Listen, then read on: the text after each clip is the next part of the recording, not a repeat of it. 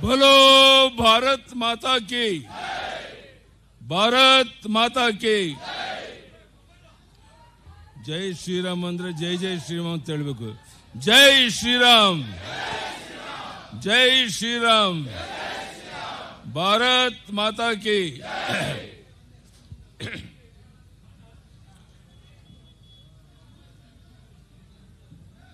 ರಾಜ್ಯದ ಬಿಜೆಪಿ ಅಧ್ಯಕ್ಷ ಆದಂತ ವಿಜಯೇಂದ್ರ ಅವರೇ,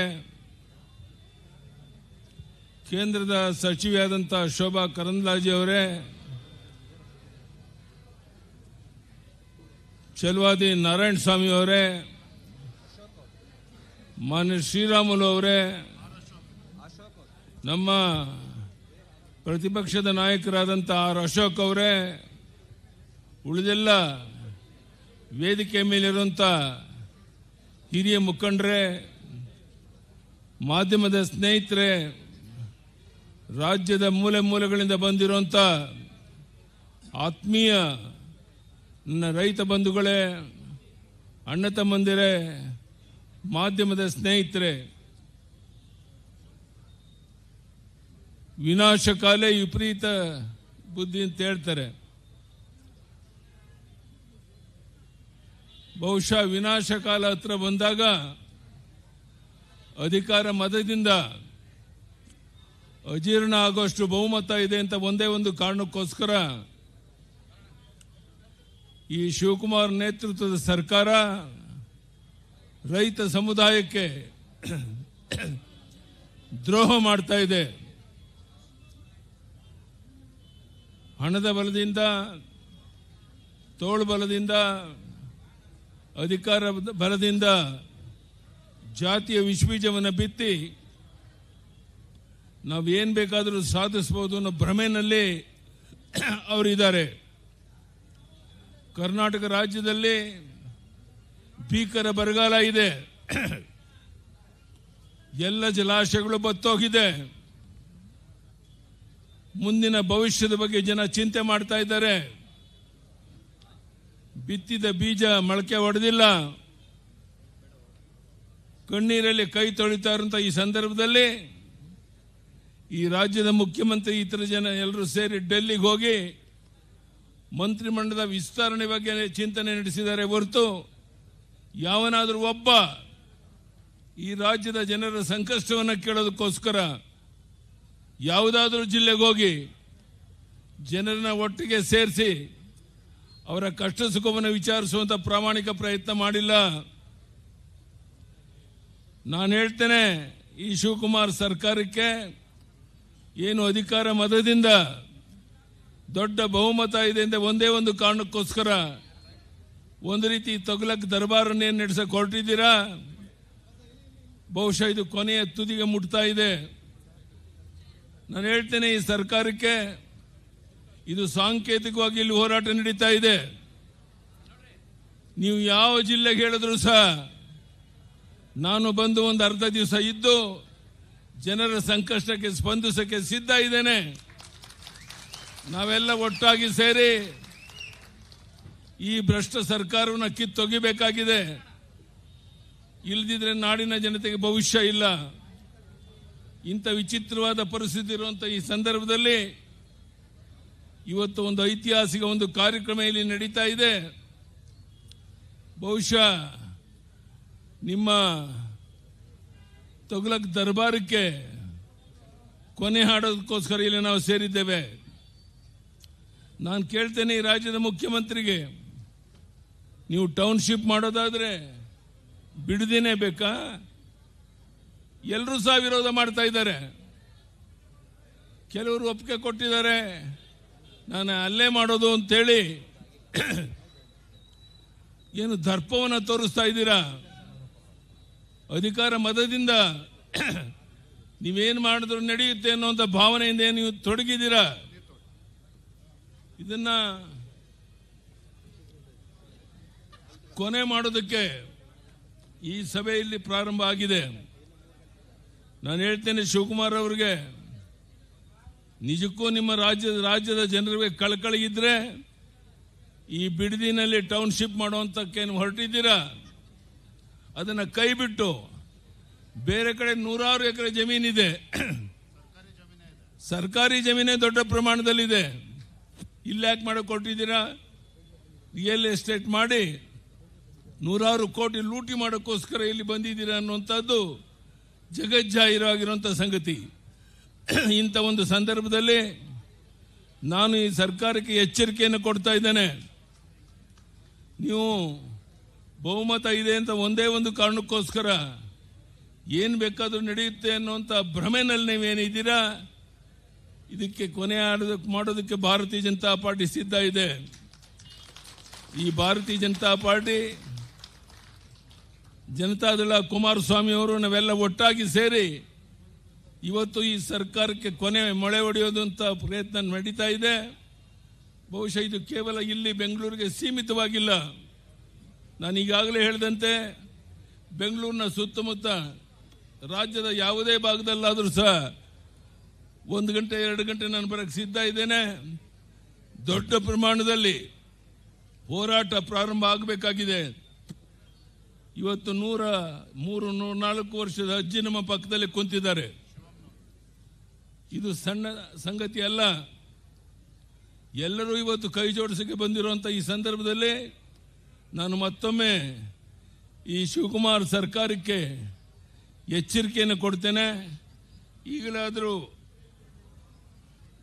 ಬಿಡದಿಯಲ್ಲಿ ರೈತರ ಫಲವತ್ತಾದ ಭೂಮಿಯನ್ನು ಕಿತ್ತುಕೊಳ್ಳೋಕ್ಕೇನು ಹೊರಟಿದ್ದೀರಾ, ಇದನ್ನು ನಿಲ್ಲಿಸಬೇಕು. ಇದರ ಬದಲಿಗೆ ಬೇರೆ ಎಲ್ಲಿ ಬೇಕಾದ್ರೂ ಸರ್ಕಾರಿ ಜಾಗನೇ ಇದೆ, ಗೋಮಾಳ ಇದೆ, ಬೇಕಾದಷ್ಟು ಜಮೀನಿದೆ, ಅಲ್ಲಿ ಬೇಕಾದ್ರೆ ನೀವು ಮಾಡ್ಬೋದು. ಇದು ಯಾವುದೇ ಕಾರಣಕ್ಕೆ ಸಹಿಸಕ್ಕಾಗೋದಿಲ್ಲ.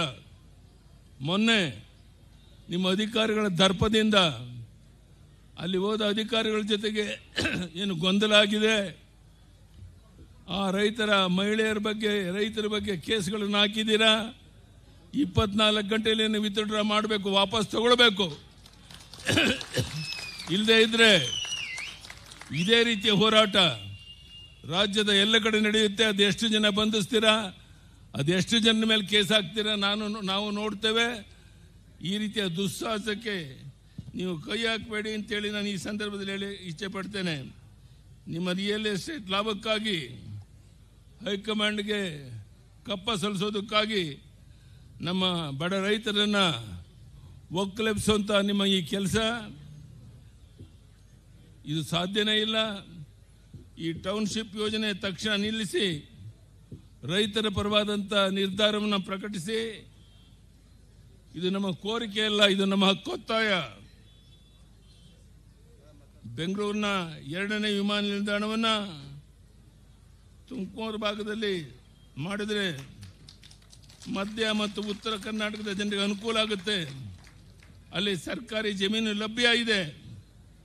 ಆದರೆ ಈ ಕಾಂಗ್ರೆಸ್ ಸರ್ಕಾರ ಬೇಕಿರುವಂತಹದ್ದು ರಿಯಲ್ ಎಸ್ಟೇಟ್ ದಂಧೆಕೋರರ ಒಂದು ಹಿತರಕ್ಷಣೆಗಾಗಿ ವಿಮಾನ ನಿಲ್ದಾಣವನ್ನು ಕನಕಪುರಕ್ಕೆ ಕೊಂಡೊಯ್ಯೋದಕ್ಕೆ ನೀವು ಪ್ರಯತ್ನ ಮಾಡ್ತಾ ಇದ್ದೀರಿ. ಇದು ಯಾವುದೇ ಕಾರಣಕ್ಕೆ ಅದಕ್ಕೆ ಅವಕಾಶ ಕೊಡೋದಿಲ್ಲ. ಎಲ್ಲ ರೀತಿಯ ಹೋರಾಟಕ್ಕೆ ನಾವು ಸಿದ್ಧ ಇದ್ದೇವೆ, ಜನ ಸಿದ್ಧ ಇದ್ದಾರೆ. ಈ ರೀತಿಯ ದುಸ್ಸಾಹಸಕ್ಕೆ ನೀವು ಕೈ ಹಾಕಬೇಡಿ ಅಂತ ಒತ್ತಾಯವನ್ನು ಮಾಡ್ತಾ ಇದ್ದೇನೆ. ಈ ಕಾಂಗ್ರೆಸ್ ತುಷ್ಟೀಕರಣ ಎಷ್ಟು ಕೀಳು ಮಟ್ಟದ್ದು ಅಂದರೆ ಇವರ ವೋಟ್ ಬ್ಯಾಂಕ್ ರಾಜಕೀಯಕ್ಕಾಗಿ ಅಕ್ರಮ ವಲಸಿಗಾರರಿಗೆ ಶಾಶ್ವತ ನಿವಾಸ ಪ್ರಮಾಣ ಪತ್ರ ನೀಡೋದಕ್ಕೆ ಹೊರಟಿದ್ದೀರಾ. ಇದರ ಕನ್ನಡಿಗರ ಹಕ್ಕುಗಳನ್ನು ಕಸಿಯುವ ನಿಮ್ಮ ಪ್ರಯತ್ನಕ್ಕೆ ನಾವು ಯಾವುದೇ ಕಾರಣಕ್ಕೆ ಈ ದೇಶದ್ರೋಹಿ ನಡೆಗೆ ಅವಕಾಶ ಕೊಡೋದಿಲ್ಲ. ಇಂತಹ ಕುತಂತ್ರದ ವಿರುದ್ಧ ನಮ್ಮ ಹೋರಾಟ ನಿಲ್ಲೋದಿಲ್ಲ. ಕನ್ನಡಿಗರ ಹಿತ ಕಾಯೋದಕ್ಕೆ ನಾವು ಸಿದ್ಧ ಇದ್ದೇವೆ.